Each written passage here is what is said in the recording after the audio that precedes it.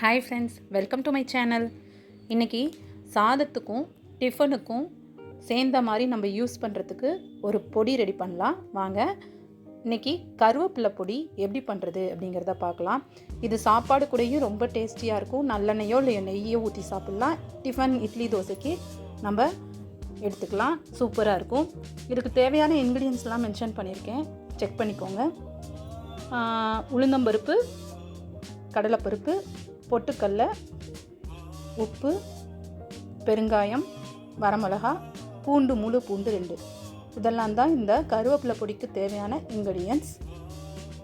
இப்போ இந்த ஒரு டம்ளருக்கு 1 டம்ளர் உளுந்து, 3/4 டம்ளர் கடலைப்பருப்பு, 2 கப்பு, இந்த கப்புக்கு 2 கப்பு கருவேப்பிலை எடுத்திருக்கோம். பூண்டு, முழு பூண்டு 2 எடுத்திருக்கோம். அப்புறம் பெருங்காயம், கட்டி பெருங்காயம் இல்லை.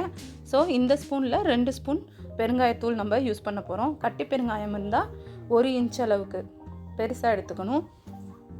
இப்போ இந்த இன்க்ரீடியன்ஸ் எல்லாத்தையும் நம்ம வறுத்து எடுத்துக்கணும். வறுத்து எடுத்துட்டு ஆற வச்சு நம்ம பொடி ரெடி பண்ண போகிறோம். அதுக்கு முன்னாடி இந்த பூண்டு பல் எல்லாத்தையும் பிரித்து நல்லா தட்டி எடுத்துக்கணும்.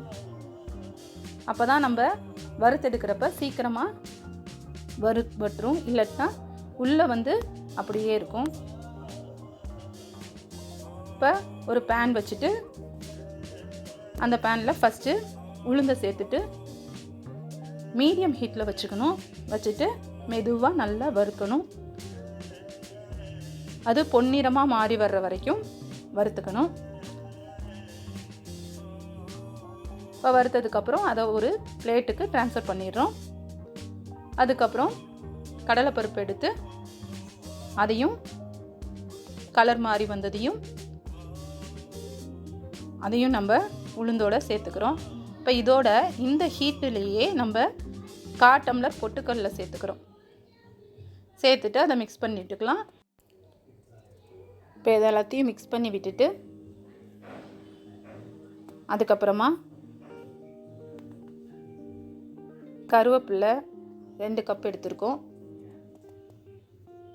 அதை சிம் பண்ணிக்கணும் ஸ்டவ்வை. ஏன்னா ஆல்ரெடி ஹீட்டாக இருக்கும் இல்லையா, அதனால் ரொம்ப சிம்மில் வச்சுக்கிட்டு அந்த கருவேப்பிலையை இப்படி ப்ரெஸ் பண்ணால் நமக்கு பொறுபொருன்னு இருக்கணும். அந்த அளவுக்கு கருவேப்பிலையை வறுத்து எடுத்துக்கிறோம். இப்போ இந்த வறுத்து வச்சுருக்கிற பொருட்களோட பெருங்காயத்தூள் சேர்த்துக்கிறோம். இப்போ கருவேப்பிலை வறுபட்டுருச்சு. அதை தனியாக ஒரு பிளேட்டுக்கு சேஞ்ச் பண்ணிடலாம்.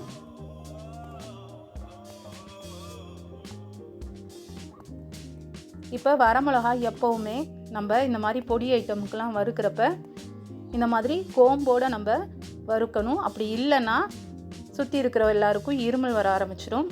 காரம் ரொம்ப ஜாஸ்தியாக அடிக்கும். அதுக்காக தான்.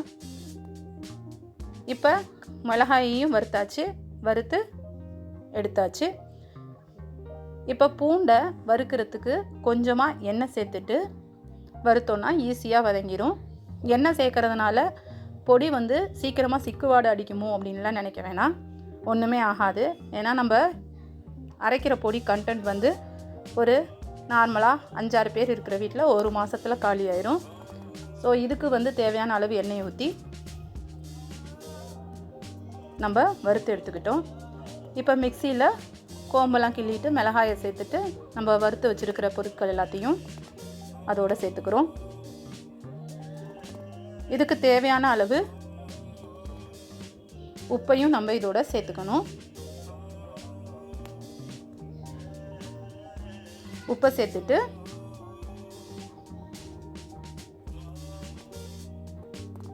நம்ம நல்லா கொரகொரப்பாக அரைச்சி எடுத்துக்கணும். இதோட நம்ம பூண்டு நம்ம வறுத்து வச்சுருக்கோம் தனியாக. ஸோ அதையும் அப்படியே சேர்த்துக்கணும். சேர்த்துட்டு நல்லா இது மாதிரி பொறுன்னு அரைச்சி எடுத்தாச்சு. இப்போ இந்த இன்க்ரீடியன்ஸ் எல்லாம் அரைச்சி எடுத்ததுக்கப்புறம் லாஸ்ட்டாக நம்ம கருவேப்பிலையை சேர்த்து நல்லா சுற்றி எடுத்துக்கணும். சுற்றி நல்லா சாஃப்டாக அரைச்சி எடுத்தாச்சு. நமக்கு எந்த கன்சிஸ்டன்சிக்கு பொடி தேவையோ அந்த மாதிரி நம்ம அரைச்சி எடுத்துக்கலாம். குழந்தைங்கள்லாம் ரொம்ப விரும்பி சாப்பிடுவாங்க. கண்டிப்பாக இதை ட்ரை பண்ணி பாருங்கள். கண்டெய்னரில் நம்ம இதை ஸ்டோர் பண்ணி வச்சுட்டா 1.5 மாதம் வரைக்கும் சூப்பராக இருக்கும். இந்த வீடியோ பிடிச்சிருந்தா லைக் பண்ணி ஷேர் பண்ணுங்கள், கமெண்ட் பண்ணுங்கள். சப்ஸ்கிரைப் பண்ணாமல் பார்த்துட்டு இருக்க ஃப்ரெண்ட்ஸ்லாம் மறக்காமல் சப்ஸ்கிரைப் பண்ணிக்கோங்க. இன்னொரு நல்ல வீடியோவில் உங்களெல்லாம் மீட் பண்ணுறேன். பாய்.